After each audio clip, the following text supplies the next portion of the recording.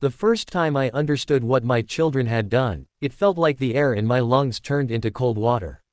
I was sitting in a nursing home dining room, holding a paper cup of warm tea, when a woman I had never met walked up to my table and said, "Mr. Daniel Harris, I'm sorry, but I'm here about your house. The sale is almost finished." I blinked at her, sure I heard wrong. "My house is not for sale," I said, slowly. "I did not sell it." She looked down at the folder in her hands, then back at me with the kind of face people make when they think an older person is confused.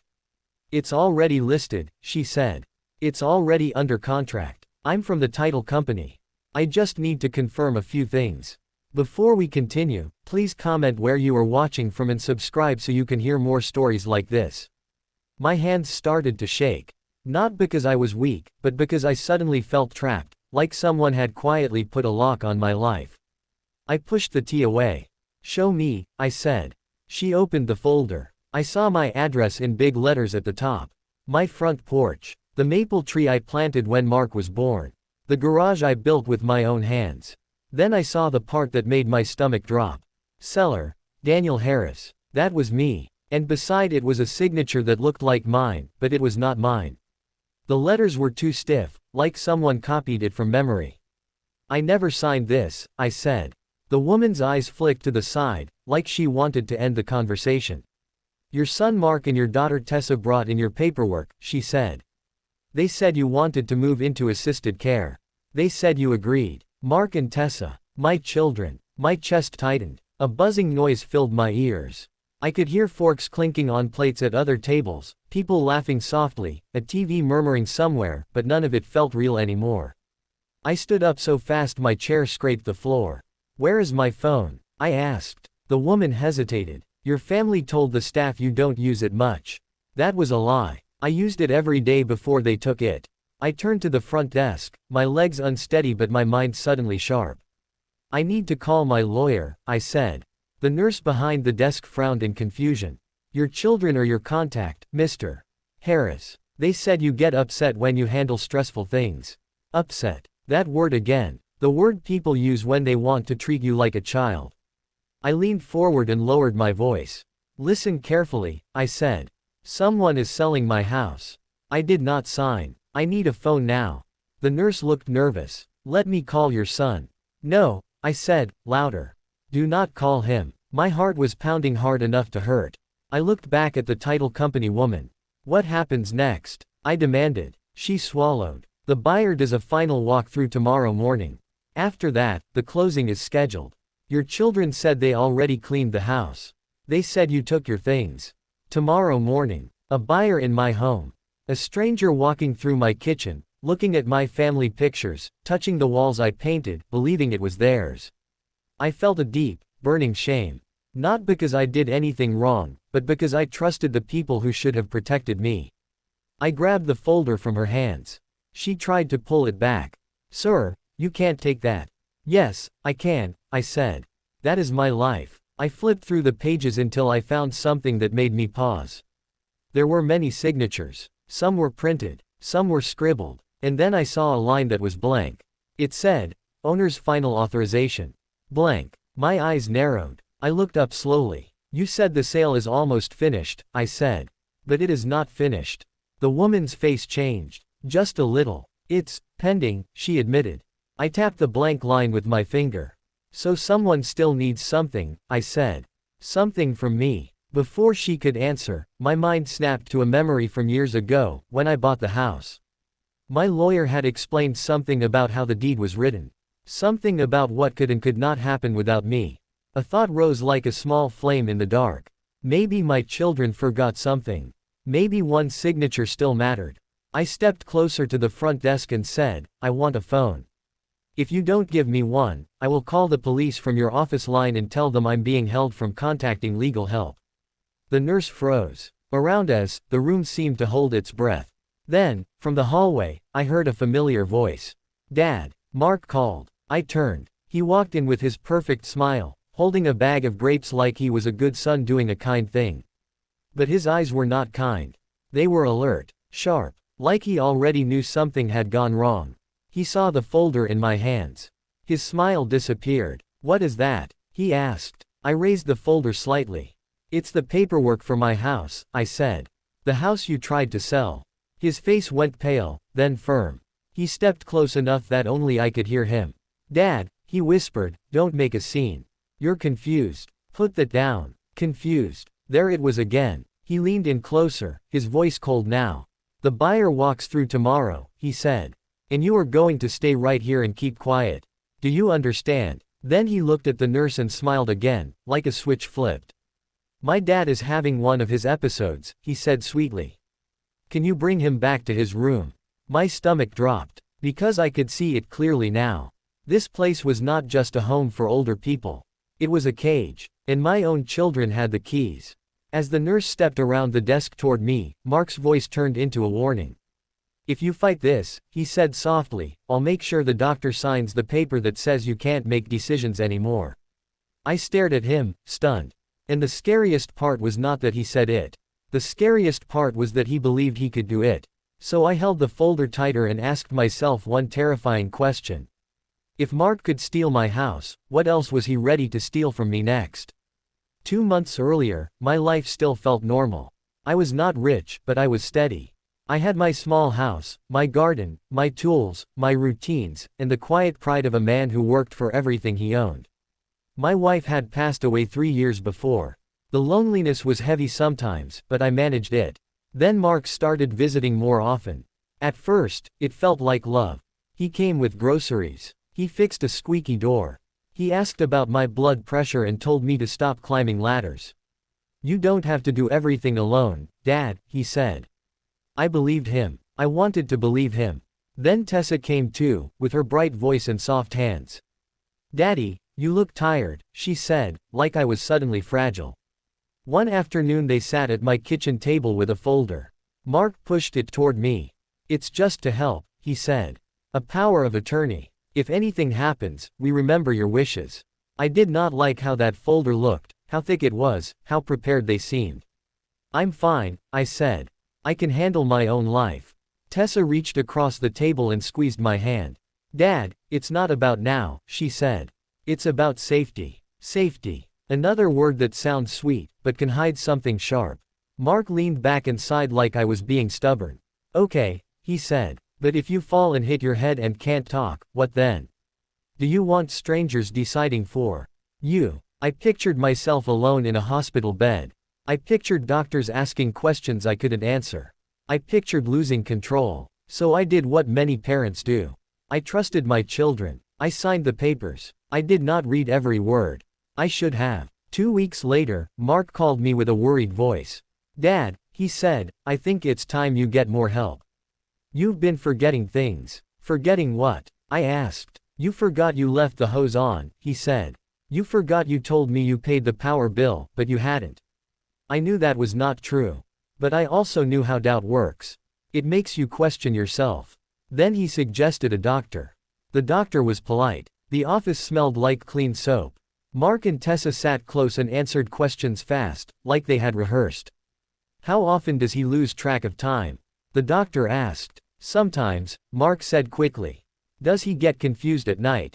The doctor asked. Yes, Tessa said, even though she was never with me at night. I spoke up. I'm not confused, I said.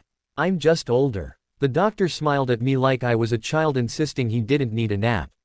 Sometimes the mind changes slowly, he said. We want to keep you safe. Safe. That word again. A week later, Mark arrived with a moving van. What is this? I demanded. He looked calm, almost bored. Dad, he said, you're going to a nice place for a while. Just until we're sure you're okay. I'm not leaving my house, I said. But then Tessa stepped behind me and put her hands on my shoulders. Daddy, she said softly, please don't make this hard. I remember the exact moment I realized they were not asking. They were telling. I argued. I shouted. I told them I built that home. I told them my wife's memory lived there. I told them they could not take it. Mark's face turned cold. He held up the folder. I can't, he said. You signed. I didn't understand at first. I didn't understand how one signature could turn my life into something I didn't recognize. They packed my things quickly. Not everything. Only what they wanted to show the nursing home staff. When I tried to stop them, Mark called the facility and told them I might resist because I was confused and emotional. When I arrived, the staff greeted me gently, but I saw the way they watched me, careful and cautious, like they expected trouble. In the first week, I asked for my phone. They said my children had it. I asked for my checkbook. They said they would handle payments. I asked to go home. They said I needed to adjust. It was like watching my life through glass. Then one night, I heard two staff members whispering outside my door. His son called again, one said. What did he want? The other asked. He wants the doctor to sign the paperwork that makes him the decision maker completely. He says his father is getting worse. My mouth went dry. Decision maker completely. It sounded like a door closing. And in that moment, I understood something ugly. They were not helping me because they loved me. They were building a story. A story where I was too weak to fight back. A story where they could take everything while everyone smiled and called it care. Now, back in the dining room, Mark stood in front of me, pretending to be calm, but I could see the fear under his skin. Because he knew I had found the paperwork. And he knew that blank line might be the crack in his plan. He leaned in again. You don't need to worry about the house, he whispered. It's already handled. I stared at him. Then I said the one sentence that made his eyes widen. If it's handled, I said, why is there still a signature line left blank? His throat tightened. He took a step back, and for the first time, he looked like a man who just realized he missed something important. But he recovered fast. He smiled for the staff again. Dad, he said loudly, let's go to your room. You're overwhelmed. And the nurse stepped closer to my arm. That's when I realized Mark wasn't just trying to sell my house. He was trying to erase my voice.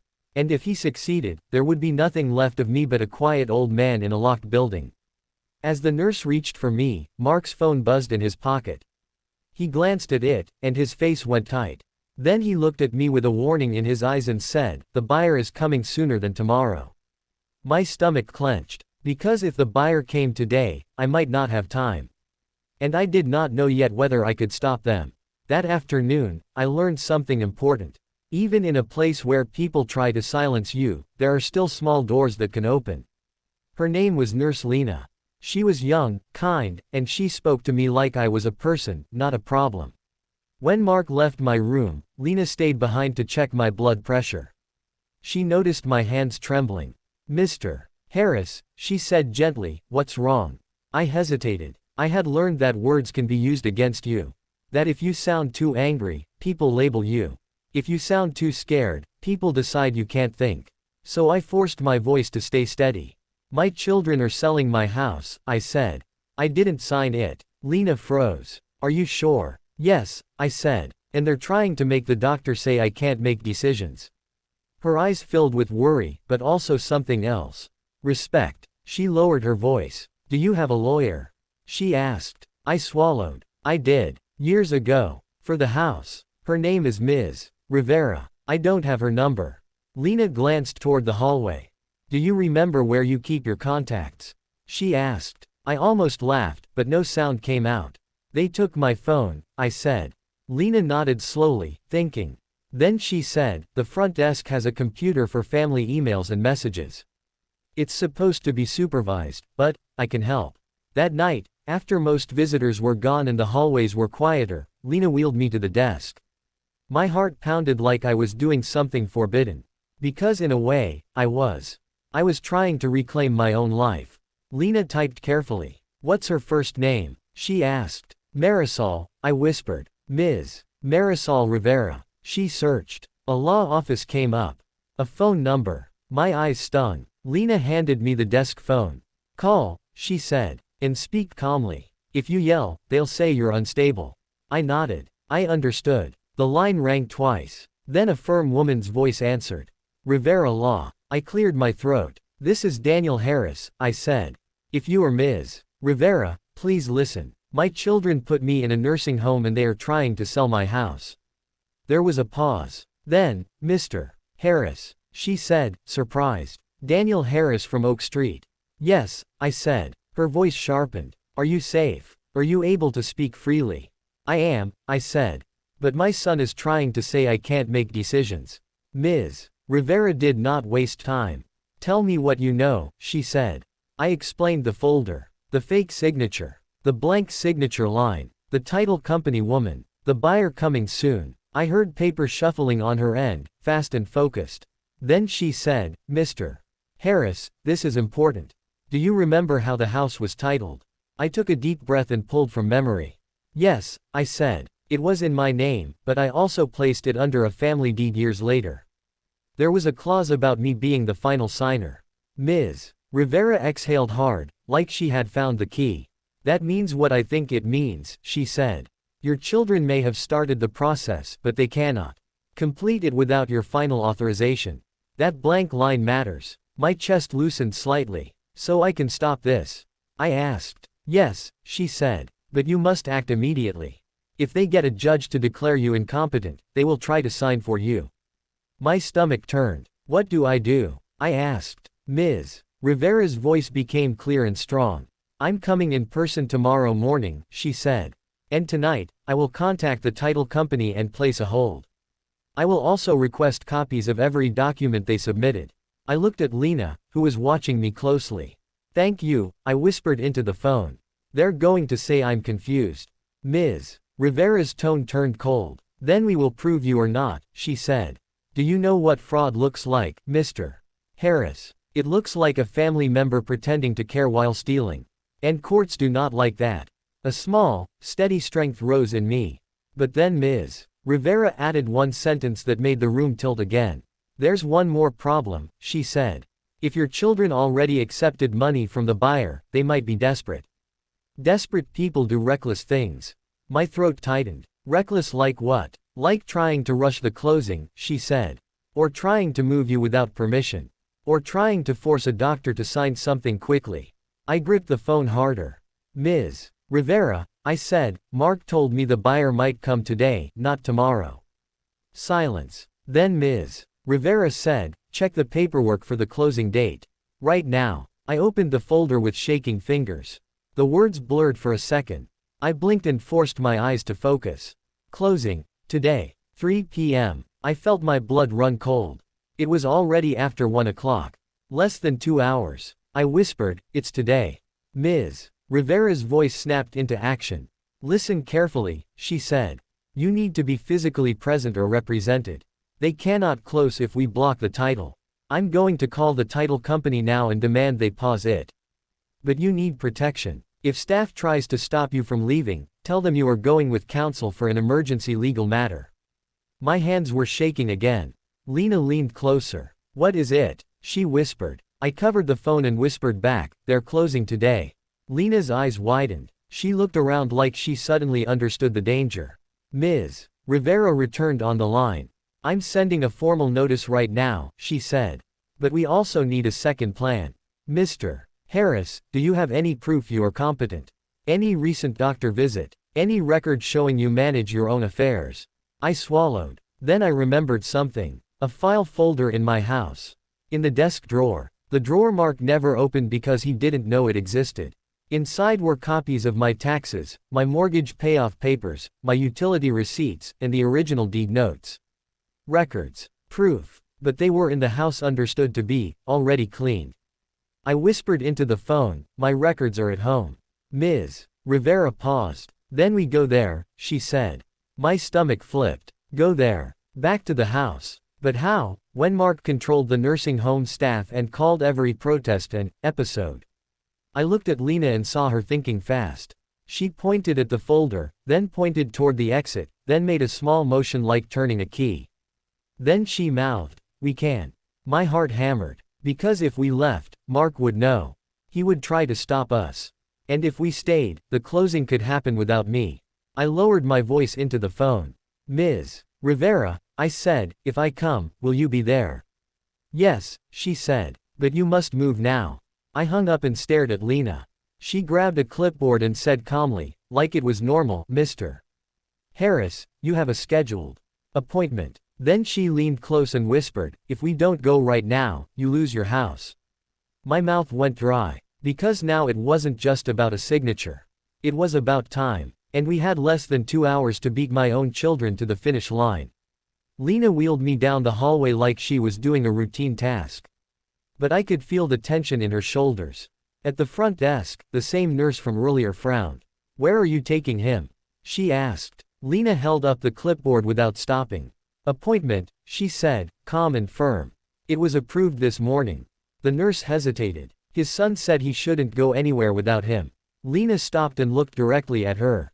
"His lawyer is meeting him," Lena said. "If you want to block legal counsel, you can explain it to the administrator and to the police."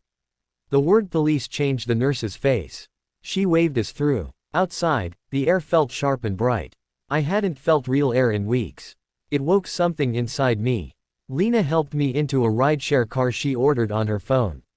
I didn't even know she could do that for me, but she did it like she had planned. As we drove, my hands tightened around the folder. I kept checking the time. 2:05, then 2:18, then 2:26. Every minute felt like money falling through a hole. When we reached my street, my chest hurt. My house looked the same, but it also looked different. Like it belonged to someone else already. 2 cars were parked outside. A man with a clipboard stood near the porch. Another woman was walking around the yard, pointing. The buyers walked through. "Today." I whispered. "No." Lena parked and helped me out. My legs felt weak, but my purpose was strong. As we approached, the man with the clipboard looked up. "Are you Mr. Harris?" he asked. "Yes," I said. "And you need to stop." He frowned. "We're scheduled for a final walkthrough." I held up the folder. "This sale is not authorized," I said. "There is fraud involved." The man's eyes widened. "Your children said everything was signed." I took a deep breath and forced the words to come out clearly. "My signature is forged," I said. "And the title company still needs my final authorization. It is blank." The man stepped back, alarmed. Then I heard a car door slam hard. "Mark." He stormed across the yard, face tight with panic and anger. "Dad," he shouted. "What are you doing here?" The buyer, a middle-aged woman, turned to him. "Your father?" she asked. Mark's face flickered, then he smiled fast. "Too fast." "Yes," he said. "He gets confused. This is why we moved him into care." I stepped forward. "No," I said. "I am not confused. I am the owner." Mark's smile broke. He grabbed my arm and squeezed. Hard. "Stop," he hissed. "You're ruining everything." Lena stepped between us immediately. "Do not touch him," she said. Mark turned on her. "Who are you?" "A nurse," Lena said. "And a mandated reporter. If I see abuse, I report it." Mark froze for half a second. Then he turned back to me, lowering his voice. "You can't do this," he said. "We already took a deposit. We already promised." "Promised what?" I asked. His eyes flashed. Then, because he was cornered, he spoke too much. "We needed money," he snapped. "Tessa's bills, my debt, the business loan. We were going to lose everything." I stared at him. "You were going to lose your comforts," I said. "So you decided I should lose my home." His jaw tightened. "You're old, Dad. You don't need a whole house." I felt pain at those words, but also clarity. This was not care. This was theft wearing a family face. Then a car pulled up behind us and Ms. Rivera stepped out, walking fast, phone to her ear, papers in hand. She looked at the buyer and said, "I'm Attorney Marisol Rivera, representing Mr. Daniel Harris. This transaction is disputed due to forgery and improper authority. Any attempt to close will expose parties to legal liability." The buyer's face drained of color. "What?" Mark took a step back. "This is ridiculous." Ms. Rivera held up a document. "I have filed a formal title hold," she said. "And I have requested immediate verification of the signature chain." Mark's confidence cracked. "You can't just do that." "I can," she said. And I did. Then she turned to me, softer. "Mr. Harris," she said, "do you have your records?" I nodded. "In my desk drawer." We went inside. The house smelled wrong. Too empty. Too staged. Mark followed us, breathing hard. I opened the desk drawer. The hidden folder was still there. I pulled it out and handed it to Ms. Rivera. Inside were years of property tax receipts, insurance payments, utilities, and the documents about the deed clause. Ms. Rivera flipped through them quickly, eyes sharp. "This is excellent," she said. "This proves continuity, intent, and capacity." Mark's face twisted. Then he did something that made my stomach drop. He pulled out his phone and said, loudly, "Hello, doctor." "Yes, it's Mark." My dad is having an episode. He needs to be restrained. He's not safe. My blood turned cold. Because he wasn't calling for help. He was calling to lock me up again. Ms. Rivera stepped toward him. If you continue this false narrative, she said, I will add obstruction and coercion. And I will request an emergency protective order for your father. Mark's eyes narrowed. Then he looked at me with pure anger. You think this is revenge? He spat. Fine. Let's see what happens when the facility says you ran away. And right then, outside, I heard another car. Not Ms. Rivera's. A car with official-looking markings. My heart stopped. Because I couldn't tell if it was help coming for me. Or a trap closing around me. The car outside was not a trap. It was the sheriff's deputy. Ms. Rivera had called them while she was driving. The deputy stepped onto the porch and asked, Who is Daniel Harris? I raised my hand. I am. He nodded and looked at Mark. Sir, the deputy said, we have a report of possible financial exploitation and forged documents related to property. We're going to ask some questions. Mark's face changed fast. First anger. Then fear. Then a fake calm. This is a family misunderstanding, Mark said. My father is elderly. He gets confused. The deputy did not smile. Confusion does not explain forgery, he said. We'll determine facts. Inside, Ms. Rivera explained plainly, with the documents in hand. She showed the forged signature. She showed the blank authorization line. She showed the deed clause. She showed the tax records. She also showed something else she received from the title company while we were inside. A copy of the power of attorney papers Mark had filed. The date was correct, but the wording was not standard. Ms. Rivera pointed at it. This section was altered, she said. It attempts to grant authority beyond what Mr. Harris intended. That alone is suspicious. Then she looked at me and asked calmly, Mr. Harris, did you authorize your children to sell your home? No, I said clearly. I did not. The deputy wrote it down. Then he asked, did you sign the sale documents? No, I said. I did not. Mark's voice broke. We were trying to help him. Ms. Rivera replied, firm and clean. Helping does not require stealing. The buyer, who had stayed outside, came in briefly and looked shaken. I gave them a deposit, she said. I thought everything was legal. Ms. Rivera nodded. You will be protected, she said. That is why we stopped the closing. Before it happened, the deputy turned to Mark. Sir, he said, based on what we're seeing, we need you to come to the station for further questioning. Mark's face twisted. You can't do this to me. Then, suddenly, his anger collapsed into pleading. He looked at me, not like a son, but like a man who had gambled and lost. Dad, he said, please. We needed it. I stared at him and felt something painful in my chest. Not pity. Grief. Grief for the boy I raised and the man he became. I spoke slowly, so everyone could hear. You could have asked, I said. If you were drowning, you could have asked me to throw you a rope. Instead, you tried to push me under and take my boat. Mark looked down. The deputy led him out. Tessa arrived later, crying and furious, but Ms. Rivera met her at the door. You will not intimidate your father, Ms. Rivera said. If you try, we will seek a protective order. Tessa's tears turned into silence. Because the truth was now on paper, not just in my mouth. Over the next few weeks, everything became clear in a way even a child could understand. Mark and Tessa had money problems. Mark had debt from trying to start a business that failed. Tessa had bills from living beyond her means. They were scared, but instead of being honest, they chose greed. They used the power of attorney as a tool. They told the nursing home I was confused so staff would believe them. They tried to rush the sale before I could speak up. They thought being older meant being powerless. But they forgot one thing. When I bought the house, the deed was written in a way that protected me. It required my final authorization for a complete transfer. That final line was not a detail. It was a lock, and they did not have the key.